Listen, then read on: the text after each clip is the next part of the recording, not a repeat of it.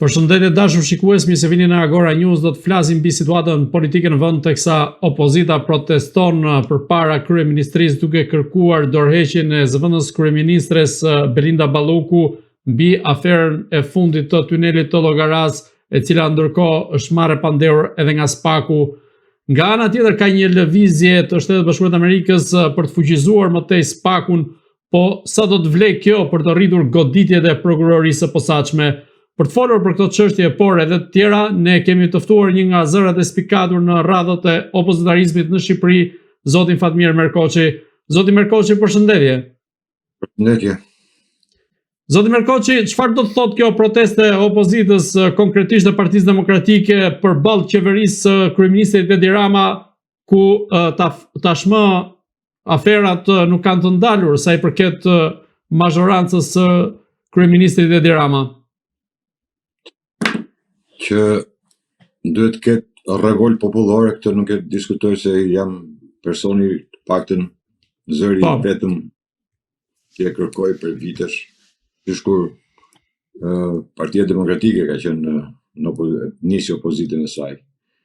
Sidomos pas mandatit të parë të Ramës, duke cilësuar Ramën edhe një ndërtues që përkëtet drejt diktaturë, është më shtet, patjetër që duhet një opozitë, duhet një revolt. Por ajo që të bën përshtypje është fakti se këtë revolt apo këtë protestë tret opozita. Unë i qëndroj besnik asaj çka kam deklaruar në të gjitha emisionet apo mediat apo dhe në të shkruar, që partitë politike nuk bëjnë protesta dhe nuk bëjnë revolta. Në asnjë vend botës nuk ndodh. Kjo lloj proteste për mua, nëse do e shoh në këndvështrimin qytetar, më tepër më duket si një protestë e cila i jep një frymëmarrje Edi Ramës për sa i përket zhvillimeve të një pasnjëshme që ndodhin në vend dhe skandaleve, por në takimet që ai bën për Europë, ashtu siç e kam theksuar, ai gjithmonë do thotë ja këtu është një demokraci funksionale, opozita del bën, pavarësisht se këta e kanë ngritur me atë idenë që ne atë që se themi dot në parlament do ta themi në rrugë, para kryeministrisë. Që të kërkosh dorëheqjen e Belinda Ballukut, këtë do ta kishe bërë që natën e parë të marrjes si e pandehur tashmë Belinda Balluku. Gjë që Partia Demokratike nuk e bën. Partia Demokratike duhet kishte bërë lëvizjet e saj politike, të cilat nuk pranoi t'i bëj, ose nuk din ti t'i bëj, apo nuk di si ta shpjegoj, por ajo që është më kryesorja është Partia Demokratike, domethënë deputetët e saj dhe vetë partia duhet të heqë dorë nëse do të bëj revolt, do t'i bëj një nder këtij populli, që kam thënë dikur, kam thënë dhe me emër nominal, supozojmë, i ka marrë si shembull Jorita Tabaku, me që ka fituar 20.000 vota në parlamentet, ta bojkotoj domethënë atë mandatin, edhe të dalin në rrugë edhe për të drejtoj protesta. Një gjë tjetër duhet ta bëjë dhe partia. Partia duhet të distancohet nga politika, jo sepse partitë politike nuk janë partitë të cilat prodhojnë politikë, por duhet të distancohet nga politika në kuptimin e mandateve politike që kanë. Rrugën se si e zgjidhen e din ata. Unë boll kam folë, nuk flas më, nuk jap më asnjë lloj alternative se si bëhet. Por duhet të distancohen, ju them vetëm kaq, nëse ata distancohen nga politika, nga jeta politike në parlament sidomos, atëherë unë them se atëherë kanë të drejtë të dalin edhe të bëjnë protesta apo revolta, sepse edhe populli pastaj do t'i besojë. Pra janë ata që duhet sakrifikojnë të parët. Nëse ti nuk sakrifikon, nuk mund t'i kërkosh të tjerëve të sakrifikojnë të tjerët për ty. Dhe kjo lloj proteste që bëhet sot, apo siç e kam deklaruar, unë kam thënë do jetë çadra 2 apo foltoria 2 e ndërthurur, domethënë qoftë foltoria, qoftë çadra të ndërthuara, që nuk do sillin ndonjë gjë të re për sa i përket zhvillimeve politike në Shqipëri. Që ti kërkosh Ramës dorëheqjen nga ajo protesta, por në protestat e tjera, sepse nuk janë protestat të cilat janë vazhdimsi, janë protestat që nisin sot edhe nuk mbaren më dhe kanë atë kaos, kanë atë frymë, nuk ka kjo protestë thirret sonde, nuk ka ju dëshirë që nuk ka as kauzë, as frymë. Ka kërkesa. Me këto kërkesa ne jemi mësuar. Populli shqiptar është mësuar me këto kërkesa. Populli shqiptar nuk ka nevojë të tregosh se sa ka vjedhur Rama. Gjithë e dinë që Rama ka vjedhur. Në një moment kur unë kam thënë që Rama ka ndërtuar mafia në shtet, do ka çkoqur në përdor këtë shprehje, nuk e përdor kot të them mafia shtet. Opozita çuditërisht i shmanget kësaj. I shmanget kësaj lloj termi për shumë arsye të veta, të cilat mund t'i shpjegoj vetëm ajo, por i shmanget. Dhe në një shtet, qoftë edhe si që quan Partia Demokratike, narkoshtet apo diktaturë, asin diktaturë deri më sot nuk di se është rrëzuar me kërkesa apo me revolta part-time, themi, ato revolta që i bëjmë sot edhe mblidhen masi jabe, mblidhen me masi muj, mblidhen me kudiun. Dhe e provuan këtë lloj gjëje, kjo është një gjë e provuar sepse bën edhe atë mosbindje civile, bën 43 protesta para bashkisë, nuk fituan asgjë. Nuk pati asnjë lloj. Në këtë kontekst është edhe kjo lloj proteste. Tash hajde t'i thrasim njerëzit, na dëgjojnë njerëzit, të dëgjojnë njerëzit atë që dëgjojnë për natë në televizion, atë që dëgjojnë në parlament, atë që e thon në të gjitha mediat, zot falje tashmë janë edhe këto mediat rrjetet sociale që njerëzit komunikojnë dhe dëgjojnë dhe janë të lodhur me këtë lloj dogme, themi. Nuk përbën asgjë. Duhet të ketë kaos, duhet të ketë frymë, duhet të ketë alternativë. Po s'pati alternativën dhe kaosën në mënyrë absolute nuk mund ta ngresh frymën, nuk mund të përcjellësh frymën tek protestuesit që njerëzit pastaj të vinë. Nuk mund dalësh sot edhe kam dëgjuar shumë nga këta të antarët e Partisë Demokratike, funksionarë që janë aty te Këshilli Kombëtar, kryesia, që fillojnë edhe thonë duhet të ngrihen intelektualet. Ta akoma kanë, vazhdojnë me konceptin intelektual. Akoma konceptin intelektual, pra marksizëm, leninizëm e kanë do akoma. Do bëjmë revolucion, thotë. Akoma marksizëm, leninizëm. Nuk sjellin asgjë. Si do të vinë njerëzit ty kur ti do e ke bllokuar atë dhe ti flet ti bën ti. Dëgjon ti. Dhe të tjerë do përplasin durë. E ç'është kjo? Ç'është kjo lloj forme? Nuk është formë, për shembull, marrim sot ai Balla i tha nuk do ta bëjmë foltore në parlament, do të diskutohesh për minimumin etik. Po mirë, po si është e mundme që në të gjithë mediat thohet vetëm minimumi etik dhe nuk bëhet një emision, një analizë se çfarë është, ta kuptojnë dhe njerëzit tamam mirë çfarë është. Nuk kanë asnjë media. Absolutisht, Partia Demokratike nuk e njeh fare. Vetëm del në atë teorinë do bëj minimumin etik 200 euro në muaj dhe kaq e ka mbyll këtu. A thosë ai 200 euro në muaj do ta shpëtoj shqiptarin e varfër. Ai do ta varfëroj me keq. Ai është pateric për Ramën. Dhe prandaj them, nëse këta duan të bëjnë një protestë para duhet shkëputin nga politika, nga jeta parlamentare. Thash mënyrën dhe formën ta gjejnë ata, nuk kam për t'ia treguar unë, bollja kam la surratin këtyre. Nuk lajmë surratin ty. Se ngelen të vjedh gjona, po s'din të çojnë deri nuk din të çojnë deri në fund. Ti pyesesh për kauzën, minimumin etik mund ta bënin kauzë marrë kombëtare, ashtu si unë nisa dhe këta nuk ditën ta përfundojnë. E kishin dorë, nuk ditën ta përfundojnë. Dhe sot vjen në një zhargon të thjeshtë që nuk duhet të jetë kështu. Dhe prandaj thash, kjo protestë, nëse do kishte një alternativë, do kishte një kaos që të gjithë shqiptarët, të përfshirë gjithë shqiptarët, nuk është puna vetëm një kaos të opozitës. Por opozita këtë thotë, domethënë zgjedhje të vjedhura, të manipuluara, zgjedhje të tilla me grupe kriminale, me blek, me banda, me këtë, raporti ose bëheu dirit e më the, thash pastaj futesh në parlament. Pra, unë e kam thënë që ditën e parë.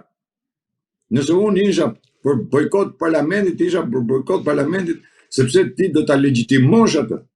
Po jo vetëm që e legjitimove, po e legjitimove edhe me grupe parlamentare. Sepse bërë edhe 3 grupe parlamentare. Që do të thotë, ai parlament sot është me 4 grupe parlamentare. Pra ti legjitimon Ramën, nuk po bën absolutisht asgjë më tepër se sa legjitimimi i tij. Ti po legjitimon në gjitha forma. Tashmë legjitimon dhe me një protestë e cila do shkoj, po ku do shkoj, do lexojnë një orë atje, do lexojnë letrat e do bëjnë tallavan.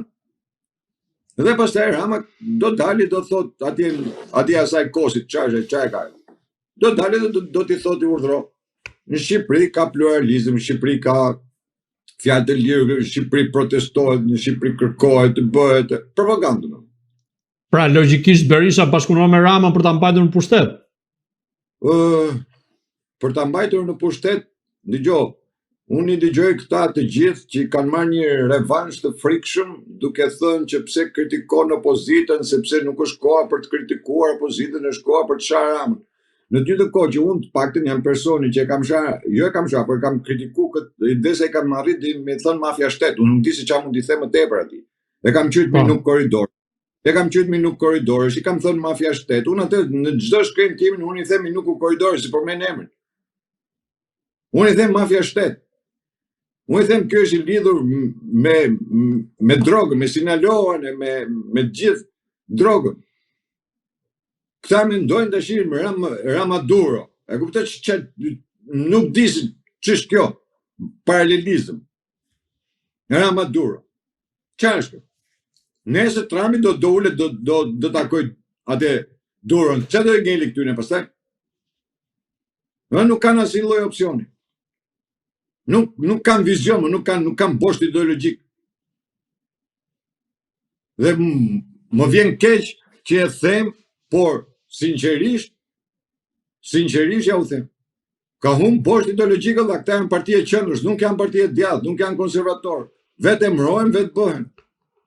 Po a shif kauz, apo ndonjë frym, apo ndonjë alternativë të djathtës tu, se për konservatorë nuk diskutohet, po të djathtës paktën jo. Po çfarë duhet bërë?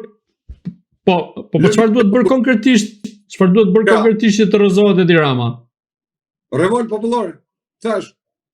Revolt popullore. Po kush do ta bëjë sa njerëzit nuk ngrihen? Ja u thash që në fillim që njerëzit nuk ngrihen për shumë arsye. Arsyeja e parë është sepse partitë politike nuk duan që njerëzit të dalin shesh. Dhe ta drejtojnë njerëzit, të dalin nga turma dalin drejtuesi. S'ka nevojë.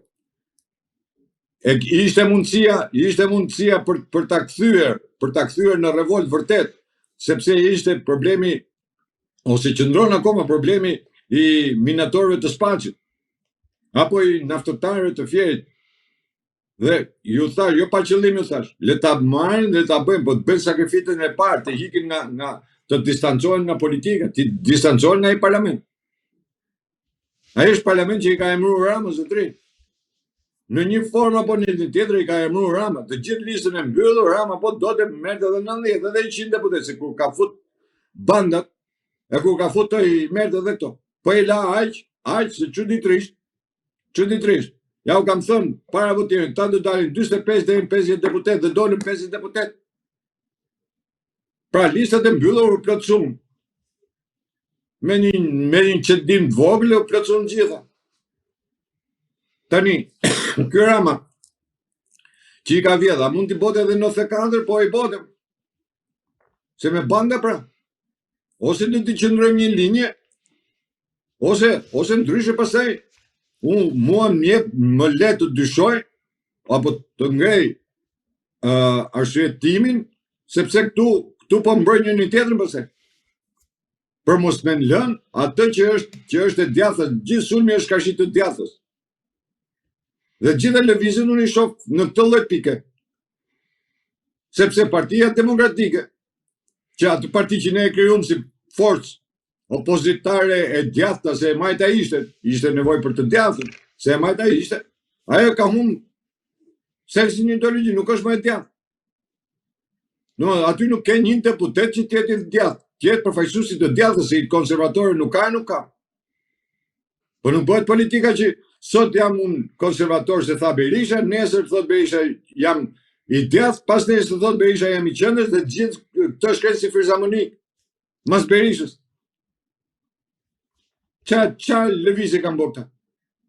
Po sa i përket do jetë, do dalë, do flasin, do njerëzit dhe i kishpi. Po sa i përket pjesës së lobimit që mund bëj opozita në Shtetet e Bashkuara të Amerikës ose në Perëndim për treguar se kush është në të vërtet kryeministri Rama dhe nga ana tjetër përmes lëvizjeve në drejtësi, pra konkretisht SPAK-ut, pse nuk i ndërmerr opozita të tilla drejtime, pra sepse kemi rastin e fundit ku miku i Edi Ramës, që ishte një nga bashkëpunëtorët e kartelit Sinaloa, u godit nga Shtetet e Bashkuara të Amerikës duke u vendosur në sanksione. Patjetër që duhet kishte një reagim shumë më të madh, pra ne thash, ashtu siç edhe me Ballukun, ashtu edhe me këtë, i cili u shpall si non grata në Amerikë, pikërisht për lidhet e Sinaloa, si ka ai drejtimin e Sinaloas atje, të drogës, gjithë drogët që kanë në Meksik. Problemi është se Partia Demokratike, jo pa qëllim të thash, ka humbur postin ideologjik dhe duhet kuptoni një gjë, që të kesh komunikim me administratën Trump sot duhet të jesh e para duhet të jesh politikan një, gjë e parë. E dyta duhet të kesh edhe pak diplomaci. Diplomaci këta s'kan fare. Po këta s'kan politika një që të kenë diplomaci. Këta mendojnë se politika bëhet me një foto. Këta mendojnë se politika bëhet se me një telegram apo me një deklarat. Nuk ka. Absolutisht. Gjithsesi, duhet kuptoj një gjë që Amerika nuk e ka në qendër të vëmendjes së opozitës shqiptare. Flasim realisht. Pse? Sepse po ta venere, edhe kur erdhi zëvendës sekretari i shtetit në Tiranë, që bëri takimin me Dumanin dhe me atë Ministrin e Drejtësisë. Ministrin e Drejtësisë dhe Ministrin e Brendshëm. Problemi ishte takoi edhe disa politikanë. Por, çuditërisht, nëse në asnjë nga ata që ka taku ai nga PD-ja nuk kanë hedh një foto dhe nuk kanë thënë një fjalë. Si është e mundur? Si është e mundur? Ai ka taku. Unë i di dhe emrat që ka taku. Po si është e mundur që nuk kanë nxjerr një foto apo një lajm që e takua? Sepse këta thash edhe një herë, ja u kam thënë dhe prapë ja u them. Nëse nuk je urdhër Berisha, nuk e thot Berisha, absolutisht asnjë nga këta nuk mundet të flasë gjysmë fjalë. Dhe çfarë politikanësh janë këta tani? Që e quajnë veten politikan. Këta e quajnë veten politikan se kanë marrë karton. Deputetët dhe duke marrë atë kartonin deputetën e quajnë veten politikan, po politik nuk din të bëjnë.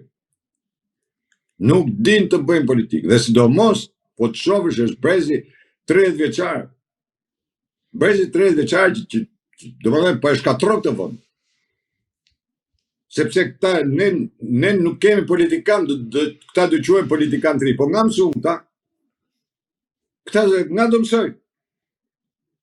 Se këta e quajnë nga klasa parë dalësh në universitet. Mosh diplom, jam mësuar me këtë që merr diplom e thotë jam doktor, jam inxhinier, kote ka blej atje. Edhe puna këty në kështu është. Marrin kartonin deputetit, jam politikan, Zeqineja politikan. Çuni Ballifariut politikan. Kliç politikan. La bu noga, gjithme që ndush. S'kan ngret një herë një kaos, nuk kanë ngret një herë një gjë. Nuk japin dot frym tek njerëzit. Qa politikanësh janë? Ajo Elbasoni merr 20.000 vota, ku di unë, i çop Kalamanit marr 20.000 vota? Si i merr kanë këto vota? Dhe këto e quajnë veten politikanë, po kanë fatet e kombit dhe të popullit në dorë. Është turpi më i madh. Është fatkeqësi, jo vetëm turp, por është dhe fatkeqësi kombëtare kjo. Po. Zoti Merkoçi, ne ja u lëm fatin tonë, ja u lëm dorë Kalamajve. Unë nuk e di se drejtimin e shtëpisë e marrin Kalamajt. Unë e di se e marrin prindët. Jo Kalamajt. Po e morën Kalamajt hiku. Edhe politika kështu është. Dhe këta të shti duan të kenë mbështetjet të Amerikës, si në ta kenë? Po ku keni dëgjuar nej mesazh të administratës Trump për Partinë Demokratike? Jo. Nuk po një vit Trumpi që është në pushtet. A dilnin këta thonin u hoq non grata Berishës, ju bë Berishës, Beri ka dhe ikin në Amerikë, nuk di para javë, se kush doli nga këta prapë. E thoshte Berisha do ikin në Amerikë, do ikin delegacion. Gënjet njerëzit kot. Ulëm me këm tokë. Dhe këta nuk ulëm me këm tokë. Mi po këta harrojnë atë pjesën tjetër. Se Amerika i di shumë mirë. E njeh shumë mirë situatën, nuk ka nevojë këta të çojnë këta materiale, se i ka të gjitha vet aty i ka. Gjithë dosit e SPAK, ty kam thënë, gjithë dosit që janë SPAK janë të punuar në Amerikë. Dhe pse nuk folën këta për zovën sekretarin e shtetit që erdhi këtu, që bëri takimet këtu, opozita pse nuk foli? Duhet i kishim shumë fort asaj pune. Nuk foli fare. E kaloi me një lajm kështu, dorës dytë. A tretë, nuk di. Zoti Merkoçi, duke nisur nga fakti që Shtetet e Bashkuara të Amerikës e vendosën në sanksione familjen Hysa, ku njëri prej tyre luftar Hysa ishte ai që takoi kryeministin Edi Rama në zyrën e tij. A mendoni se Edi Rama tashmë është në rrezen e Shtetet e Bashkuara të Amerikës dhe mund të goditet në mënyrë direkte nga Shtetet e Bashkuara të Amerikës pa pasur nevojë për procedura të mëtejshme ose pa pasur nevojë që ai të mos jetë më kryeministër? Unë kam thënë që Rama duhet ta zgjedhë ku do e bëjë burgun, do e bëjë Shqipëri apo në Amerikë. Dhe e gjithë lëvizja që ka bërë Shtetet e Bashkuara të Amerikës, duke qenë vendi vetëm në Ballkan, edhe në Europë, po në Ballkan një herë, që FBI-a është funksionale në Shqipëri, vetëm Shqipëria është funksionale, me asnjë vend tjetër nuk është funksionale. Tregon se Shqipëria është në një qendër të vëmendjes. Raportet e Departamentit të Shtetit u bën 3 vjet që vinë në mënyrë skandaloze për qeverinë e cila drejtohet pikërisht nga Rama. Çështja me Gonigat është një nga themrat e akilit të kësaj çështje dhe jo pa qëllim që ndoshta politika amerikane po luan një lojë tjetër, po bën atë pastrimin e fushës, të themi. Domethënë duke pastru fushën, duke u heq njerëzit më të afërt, njerëzit që ky ka punuar, duke filluar që nga Erion Belia apo Belinda Balluku apo ministrat e tjerë, Beqja e kompani. Tashmë godet edhe një nga miqtë e tij, i cili e ka deklaruar dhe më mbrapa deklaroi atë pjesën kur doli lajmi. Doli dhe tha unë e kam mik, po mediat gënjejnë, janë ca gazetarë që flasin, janë ca analistë që flasin kotën kot, sepse ai është njëri i ndershëm me njëra tjetër. Tashmë që doli non grata nga Shtetet e Bashkuara të Amerikës, çuditërisht Rama nuk ka fol fare dhe nuk ka thënë asnjë lloj komenti. Kjo është tashi, unë nuk kam thënë që arrestimet apo akuzat e SPAK-ut nuk janë thjesht vetëm akuza penale, por në to ka dhe një lëvizje politike në interes të vetë Amerikës. Pra Amerikanët kanë atë pjesën, nëse kanë një interes dëmos për çështjen e Amerikës, ata godasin, nuk pyesin shumë se jenë detyrë apo nuk jenë detyrë. Rasti Thaçi është një nga rastet më ekstreme, domethënë, duke qenë president, duke shkuar drejt Amerikës, u kthye avionin në rrugë dhe vajti në Hag, edhe mandatin e presidentit dhe ka dorëzuar në Hag. Unë kam thënë që Rama do të fluturojë drejt Amerikës, kam një bindje që Rama do fluturojë drejt Amerikës për dhënë para drejtësisë amerikane, për dhënë shpjegime për sa i përket dosis me Gonigal, por patjetër të japi shpjegime edhe për çështjet e Sinaloas, për drogën, për pastrimin e parave. Mos harroni se këtu në Shqipëri ka qenë një nga mafiozët më të mëdhenj të Puljes, kur e ka deklaroi vetë prokurori Puljes, kur ai u dorëzua para 2 vjetësh, ta ka qenë në Shqipëri, tha, dhe ky më është marrë me rrugët, me tenderat, me tunele, me çdo gjë, me ndërtime, dhe ky person, tha, ashtu si në Shqipëri, tha, edhe në Itali, ky ka përdorur emra të tjerë, por ka bërë pastrim para. Nuk mund të jetë i lidhur edhe ai, jo mund të jetë, patjetër është i lidhur dhe me Sinaloa dhe me Ndrangetën në Itali, patjetër janë të ndërlidhur gjithë, por për sa kohë është në raportet e Amerikës por edhe të Europës tashmë, është deklaruar që pastrimi parave bëhet në Shqipëri nëpërmjet ndërtimit apo nëpërmjet firmave të cilat ndërtojnë në rrugë, tunele, të tash, është apo dhënia e tokave, këto PPP-ra e koncesionet e tash, kështu që Amerika do lëvizë. Unë jam në atë bindjen time që nuk besoj se Trumpi vetë do pranoj dështimin për sa i përket luftës kundër korrupsionit, luftës kundër Sorosit që e ka shpallë organizat kriminale, dhe Rama është një nga ata njerëzit të cilët ka marrë një mision për të qëndruar sa më gjatë apo me çdo kusht të qëndrojë si kryeministri i Shqipërisë. Këtë mision ai e ka marrë qoftë nga Ngabale, qoftë edhe nga vetë Sorosi në dasmin e Alex Sorosit. Gjë që Rama nuk mund ta mohojë dot. Zoti Merkoçi, ambasada amerikane ka bërë të ditur se pas përfundimit të mbylljes së qeverisë amerikane, ajo do të rifillojë punën normalisht lidhur me fondet buxhetore, dhe shoqëruar në këtë tekst, ajo ka vendosur pamjet e takimit të zëvendës së ndihmës sekretarit amerikan të shtetit Mark Fleming në takimin që pati me Altin Dumanin. Ju si e lexoni këtë mesazh? Është një mesazh i një mbështetje direkte, sidomos në aspektin financiar, por edhe të punës në vimësi të SPAK-ut për të goditur në nivelet e larta? Unë ju thash që kur iku Altin Dumani në Amerikë, ju thash Altin Dumani nuk ka ikë për qef siç u munduan ta zvoglonin, domethënë ta minimizonin atë vajtje urgjente në Amerikë. Ai ka vajt në Amerikë dhe në hesap për gjithë punën e SPAK-ut, sepse është drejtor i SPAK-ut. Nuk është thjesht si Altin Dumani si prokuror, ai ka vajt si përfaqësues i SPAK-ut. Duke vajt si përfaqësues i SPAK-ut, ai patjetër që ka dhënë gjithë llogarit atje, sepse unë jo pa qëllim thash, nuk pranoj që Trumpi mund të humbi, pra të financoj FBI-n apo DEA-n amerikane në Shqipëri dhe pastaj në fund fare mos ketë asnjë lloj rezultati. Kështu që ardhja e tij dhe takimi vetëm me Dumani dhe me dy prokurorë të tjerë, atë dosjes 21 janarit ka pas takim kokë më kokë. Takimi vetëm me ministrin e drejtësisë dhe të mbrojtjes e të Brendshme, të jep të lënë të kuptosh, domethënë që këta kanë një seriozitet maksimal. Jo më kot Dumani në parlament e kam ritheksuar, jo më kot Dumani në parlament e ritheksoi dhe tha që në bashkëpunimi hynta me FBI-n, tha ne nuk mund të bëjmë asgjë, domethënë pa FBI, se gjitha i kemi bashkëpunim me FBI-n. Pra janë ata tashmë që e kontrollojnë dhe e bëjnë.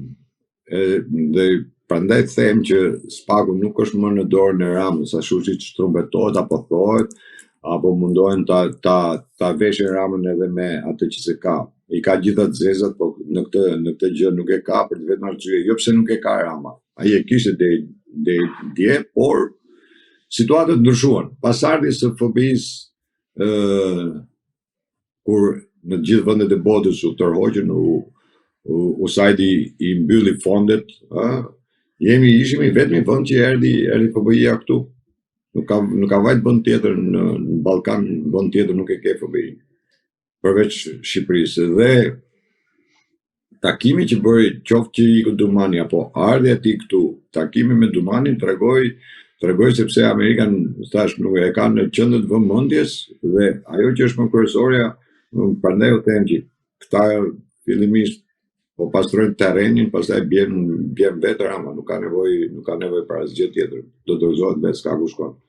Ai po mundohet me gjitha format dhe mënyrat të mbajë, duke futur edhe këto sorosianët e Europës, duke na bërë deklarata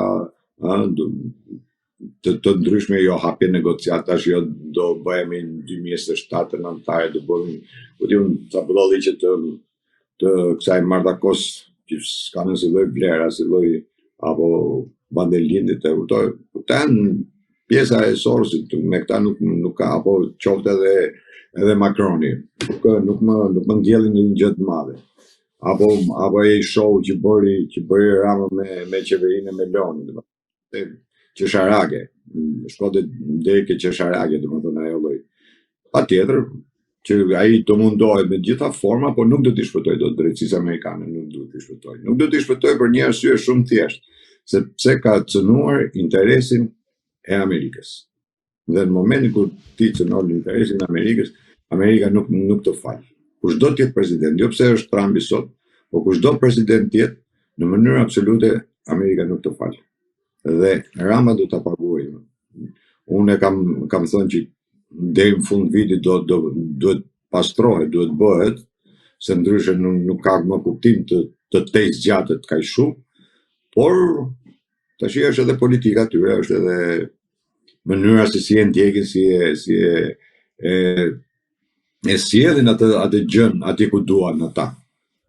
Të shohim, sepse edhe mbledhja që Trumpi vendosi që do e thrasi në Kapitol, domethënë e kuptoj, të gjithë liderëve të Evropës, ky s'ka për qenë, e sigurt që ky nuk do i jetë aty, edhe ajo është prapë një goditje tjetër që do marrë. Por do të shohim se ky po bën shumë edhe po bën edhe atë tangallikun, domethënë atë kashillikun themi, ajo që unë ju pata thënë me kohë që ky do sjellë ligjin e gjinive, do e sjellë në parlament dhe tu merri natë për shkakun që merri natë kuptimin që e prisë që opozita do 6 muaj para do ta kishe sensibilizuar popullin, do të kishte por që në momentin që ai ligj Rama e para që mos ta sillte, se nëse ka presion nga populli nuk e sill dot, por e dyta edhe nëse do e sillte do gjete një rezistencë popullore shumë e madhe. Mirë, po këtë do ta bësh emision, do të dalësh nëpër media, do të dalësh, po jo vetëm del Berisha mjes, del Berisha në drek, del Berisha në darkë. Pra, unë shoh që të rikthehem edhe herë, shoh që nuk ka një potencë njerëzish aty të cilat të kenë mundësi qoftë edhe të hedhin alternativën. Këtu tash dalim te ajo pjesa e asaj e fraksioneve që unë kam ngritur me vite, domethënë që një parti nuk mund të funksionojë, një parti e djathtë që pretendon që e djathtë, nuk mund të funksionojë po nuk pati fraksione, sepse janë fraksione dhe ata që e zhvillojnë partinë. Janë ato që debatojnë brenda partisë, janë ato që hedhin alternativat dhe përplas alternativa, pastaj zgjidhet alternativa më e mirë, dhe aty ecën partia, mirë, po këta nuk e duan këto. Këta duan unin, domethënë krijojnë kultin e individit, si ke njëra dhe ke tjetra, edhe te Partia Socialiste, vetëm Rama vendos, Rama i cakton gjitha, te partia, te qeveria, ku do, te drejtësia, vetëm Rama vendos, asnjë tjetër. Do të bëj kodin penal, Rama e vendos, do të bëj të ndryshim, Rama e vendos, do të vendosi kod gjyqtar, Rama e vendos. Pra, edhe ke Berisha, kjo është, ke Partia Demokratike. Del Berisha në konferencë shtypi, duhet ta thot Berisha, pse duhet dali Berisha kërkoj që të ngrihen njerëz në revolt? Ka aty shumë njerëz tjerë. Pse nuk dalin? Se nuk kanë forcë, nuk kanë kurajo, sepse nuk janë të djathtë. Edhe rinë atë telën e rrogës aty, inshallah po mjep një post, inshallah po mjep rrogën. Kjo është e gjithë. Zoti Merkoçi, drejtësia shqiptare kërkon ekstradimin e Arben Ahmetajt që të dëshmojë për një sër aferash për cilat akuzohet. Ndërkohë, ju si mendoni, a do të ekstradohet në Shqipëri Arben Ahmetaj dhe a mund të shërbejë ai si një dëshmitar mjaft i fortë për të zbuluar gjithë aferat korruptive të Belinda Ballukut apo edhe të Edi Ramës? Ben Ahmetaj ndash të vi, ta ndash ta kërkojnë, ndash mos ta kërkojnë, më duket si çashk që po e bëjnë ta, që kërkojnë ekstradimin e Ben Ahmetajt. Ben Ahmetaj i ka treguar atje të gjitha. Ben Ahmetaj kur ka ikë në Shqipëri, unë u kam thënë nuk ka hik Ben Ahmetaj se u arratist Ben Ahmetaj. Ben Ahmetaj u shoqërua që i hiku, e morën. Atje i ka tefteru të gjitha. Atje i ka thënë, kur i them unë Ben Ahmetaj ka bo roman atje, në kuptimin e tregimit. Dhe i ka tregu të gjitha. Nuk është se ka majt në gjë Ben Ahmetaj atje. Tashti si duket mund të ketar një moment që Ben Ahmetaj duhet të rikthehet në Shqipëri, pavarësisht nga pakti që ka pas, por me sa duket nuk edhe Ben Ahmetaj nuk e ka plotësuar gjithë paktin. Dhe ndoshta duhet të kthehet në Shqipëri, por jo sot. Jo me këtë që kërkon drejtësia shqiptare, kërkon që Ben Ahmetaj në momentin që FBI-a do t'i duhet Ben Ahmetaj këtu, t'jeni sigurt që Ben Ahmetaj do vi paku postale, ashtu si qiku paku postale, nga do me makinë ka ikë. Lehçë që thonë këta. Pastaj fillojnë të flasin kot në për media, i kam dëgjuar. Ka ikë me makinë nga porti i Durrësit, paku postale, ashtu paku postale ka vërtar prapë. Në momentin që FBI-s do t'i duhet Ben Ahmetaj këtu. Ndërkohë, sot kreu i Partisë Demokratike Sali Berisha ka marr fletëthirrjen sa i përket 21 janarit. A mendoni se dosja 21 janarit do të hapet në gjitha dimensionet e saj dhe drejtësia shqiptare do të shkojë deri në fund, apo dhe këtë radhë është thjesht një presion që i bëhet Berishës? Jo, s'ka lidhje me Berishën kjo. Kjo 21 janari nuk ka lidhje me Berishën. Berisha është dëshmitar i ngjarjes, ashtu siç do thirrën të gjithë tjerë. Qoftë presidenti i asaj kohe, qoftë krye prokuroria, komandanti i gardës, grupi i gatshëm, zëvendës ministra, ministri i brendshëm, ministri i mbrojtjes, të gjithë do thirrën, pa përjashtim të asnjërit. Unë biles e prisja, e kam thënë dhe diku, unë prisja që të thirreshin në hierarki, domethënë thirresh presidenti, kryetari i parlamentit, pastaj Rama, Berisha, të gjithë do thirrën. Patjetër, nuk është ndonjë çudi për një arsye të vetme, sepse ne kemi vendimin e gjykatës europiane, e cili e quan vrasje shtetërore. Kur e quan vrasje shtetërore, do thotë se të gjithë duhet thirrën në këtë hetim. Dhe çështja e 21 janarit tashmë nuk do thirret dhe nuk do gjykohet vetëm çështja e atij personit që nuk është hetuar, nuk është bërë gjykim. Nuk di se ka emrin.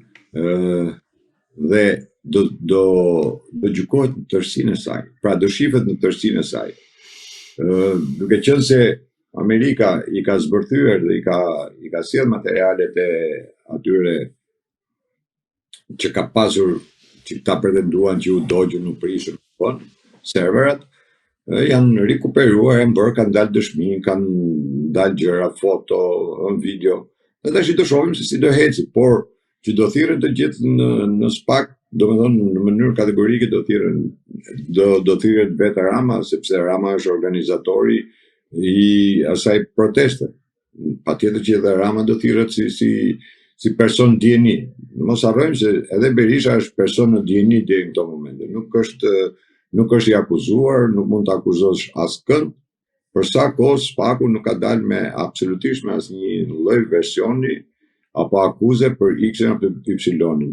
Deri tani ajo e quan edhe vendimi i Europës e quan domethënë vrasje shtetërore, por nuk i vën gishtit absolutisht asnjërit. Kështu që është detyrë e tyre ta zbardhin dhe por ajo ngjarje nuk do merret veçmas për një person, por do shihet tashmë në tërësinë e saj. Dhe do gjykohet i gjithë 21 janari do gjykohet në tërësinë e saj. Pra qysh nga fillimi, qysh nga këta organizatat, se kemi mos harroni kanë dalë edhe emailë të Sorosit që interesohet për 21 janari, për situatë. A kupton se ç'pun nga Sorosi supozojmë, pa ata çdo ditë që del vërteton akoma më tepër atë që them, që 35 vjet në politikën shqiptare ka komandu vetëm Sorosi, si askush tjetër, e kupton? Ne ecim akoma me politikën sorosiane, nuk kemi të djathtë këtu politikë kombëtare. Politika Sorosit edhe del edhe, domethënë edhe te 21 janari del Sorosi. Se çfarë lidhje ka, domethënë, megjithatë del edhe aty. Pra do thirren të gjithë, nuk është vetëm Berisha. Mu merri, domethënë keq pse u bë loja, jo merri fletëthirrja, në të njëjtën kohë që duhet ishte paraqit që ditën e premte shkonte të bënte atë dëshminë e tij dhe të vazhdonte rradha, si më thon ashtu siç e kanë ata për të zbardhur. Sepse askush nuk mund t'i shmanget 21 janarit. Thash, qysh nga presidenti e deri tek ai fundit, edhe ai protestuesi, edhe ata që kanë qenë aty në protestues.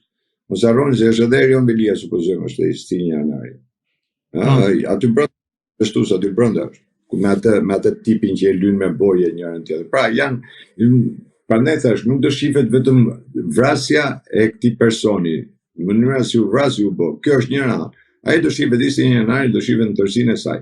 Kush e organizoi, si organizoi, kush ishin personat, kush ishin ata që sulmonin, që bënin nga kryeministria, çau bë, kush dha urë, kush nuk dha, kush gjujti, si gjujti. Domethënë do merret në tërësinë e saj. Dhe unë them se FBI është edhe DEA amerikane janë në këtë proces dhe po të shifte nga 21 janari, për shembull, nga dosja 21 janari nuk del asnjë gjys fjalë. Absolutisht asnjë fjalë, përveç asaj pjesës që u thirr filani apo u thirr filani. Aty do jenë gjithë,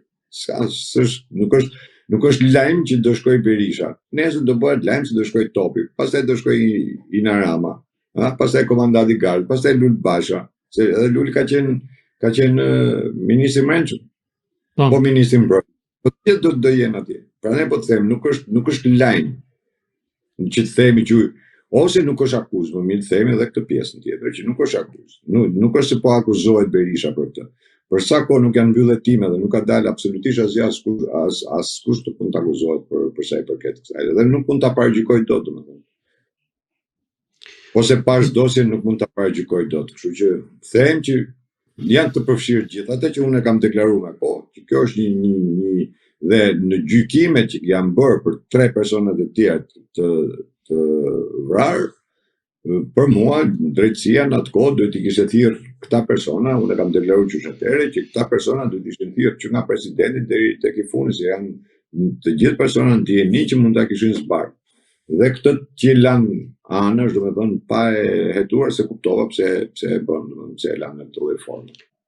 Zoti Merkoçi, çfarë po ndodh me Belinda Ballukun, duke qenë se ka rënë një heshtje mes saj dhe Edi Ramës, apo është një luftë e heshtur që po zhvillohet mes të dyve dhe secili po i ushtron presion njëri tjetrit sa i përket aferave korruptive nisur nga fakti që ajo u mor e pandehur nga Spaku? Unë kam thënë që natën që doli Belinda Balluku, dola dhe deklarova që Belinda nuk jep dorëheqjen, Rama nuk është i zotit ta heqë. Kush e ka kuptuar, kurse ka kuptuar, s'kam çfarë bëj. Dhe kam thënë Rama pret në formë apo në një moment që Spaku të marrë një masë sigurie për Belinda Ballukun, dhe duke marrë një masë sigurie, pastaj Rama i lërohet nga duart për të bërë shkarkimin. Sepse vetë Rama nuk e shkarkon dot Belinda Ballukun. Unë kam thënë se Rama do ta shkarkoj vetë Belinda Ballukun, pra pa një vendim gjykatës që të marrë një masë sigurie për Belindën. Do plasi lufta rrugës. Unë e kam deklaruar këtë, kështu që i qëndroj kësaj, nuk kam koment tjetër për sa i përket kësaj. Nuk ka lidhje fare me aferat, me këtë, me atë, se dihet që të gjitha të çojnë në një pikë që quhet kryeministri i Shqipërisë. Zoti Merkoçi, dhe i pyetje fundit, Erion Veliaj ka kërkuar të ketë një laptop në qeli në mënyrë që të njihet me aktet e çështjes tij dhe në raportet që ka me avokatët. Ju si mendoni, a fshihet diçka tjetër pas kësaj kërkese, apo është thjesht një drejtë e Veliajt në këtë rast? Për sa kohë gjykata kushtetuese e la Erion Velin në mandatin e tij, patjetër që duhet të ketë një mjet komunikimi. Mënyra e mjetit komunikimit pastaj duhet të jetë i kontrolluar, patjetër, duhet të jetë i kontrolluar. Si mjet komunikimi, se ai nuk është mjet privat. Që thua është telefon privat dhe unë do flas gjëra private, nëse kërkohet thjesht për të lidhur me njerëzit e bashkisë, pra ata që janë nën kryetarët e bashkisë, me ato do lidh, apo me kryetarin e Këshillit Bashkiak, deri këtu mund të shkojë dhe mund ta ketë një laptop të tillë, nuk ka asgjë, por gjithmonë e kontrolluar, gjithmonë me atë programin i cili duhet të jetë i kontrolluar gjatë gjithë kohës, nuk ka gjë private aty. Absolutisht nuk duhet lënë në mënyrë private. Në mënyrë private jo. Në orare të caktuara merret, vetë aty janë dy punonjësit e burgut që e shoqërojnë dhe qëndrojnë aty. Është njësoj siç bën takimet me familjarët, një burgosur bën takimet me familjarët në prani të gardianëve të burgut. Nuk ka asgjë të keqe. Edhe me avokatit mund të komunikoj, jo me laptop, me avokatit nuk mund të komunikoj me laptop, avokati ka të drejtë hyet dali sa herë doj në takime nuk ka pengesa ligjore avokatit për të takuar klientin e tij. Kështu që me avokatin jo, ndërsa me punonjësit, me varësit e tij, domethënë nën kryetarët apo kryetari i Këshillit Bashkiak, po, por i kontrolluar dhe me orar caktuar, limituar, jo kështu. Gjithë e kontrolluar, asgjë jashtë kontrollit. Zoti Merkoçi, unë ju falenderoj që ishit në Agora News. Edhe juve. Të dashur shikues, bashkë do shihemi në intervista të tjera, por mos harroni të bëni subscribe në kanalin tonë në YouTube.